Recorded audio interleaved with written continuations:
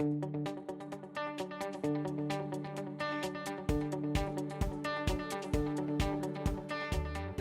we have the concepts of work and energy, let's see how we can use them in a useful way to analyse problems. In particular, a nice thing we can do is apply the principle of the conservation of energy. What that means for us is that the total energy of a system may change from one form to another, but the absolute sum of it is exactly the same all the way through the problem. That's what we mean by conservation. In this particular case, we're going to be looking at the conservation of mechanical energy. And mechanical energy for us means the combination of kinetic energy and potential energies. And we're going to be using gravitational potential energy. So let's look at an example where we have those two forms of energy. We're going to go back to our car sitting on an incline again. So here it is, it's going to start at the top of the incline, say sitting motionless with V equals 0. And it's going to move down the incline to the bottom here where it will have some speed down the incline V. So clearly it's going to change its kinetic energy, but at the same time it's going to change its height. Let's imagine at the bottom we call this height 0. We can actually call any position we like 0. All we care about is the change in gravitational potential energy. Let's call the point at the bottom 0 and say that it started from some greater height here that we'll call h. So it started at height h and finishes at height 0. Clearly it's changed its gravitational potential energy. But again, the principle of conservation of energy says that those changes in one form of energy must also be balanced by a change in some other form of energy.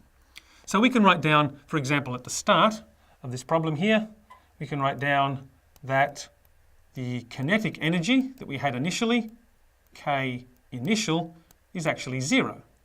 The thing was motionless to start with. And our gravitational potential energy initially was going to be mgh, because we said that's how high it was to start with.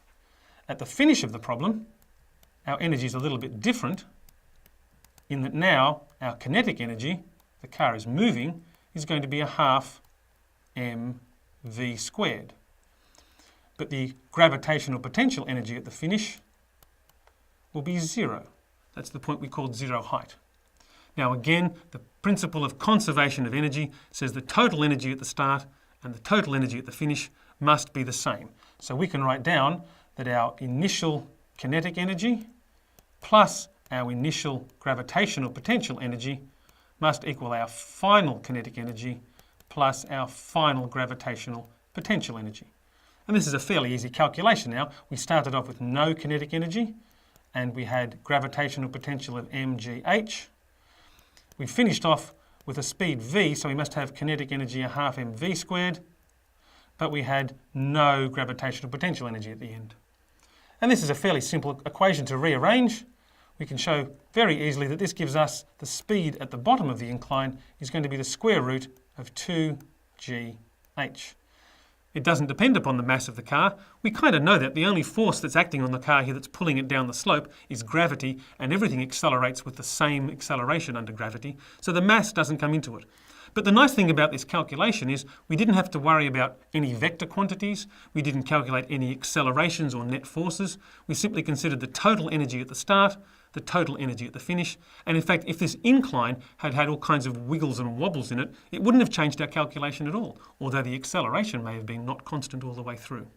So now we've finished our module on motion. We covered quite a lot. We went from the description of motion in terms of things like positions, velocities, accelerations, through the causes of motion using Newton's laws, and just then we finished off on energy and work as a different way of analysing how things move.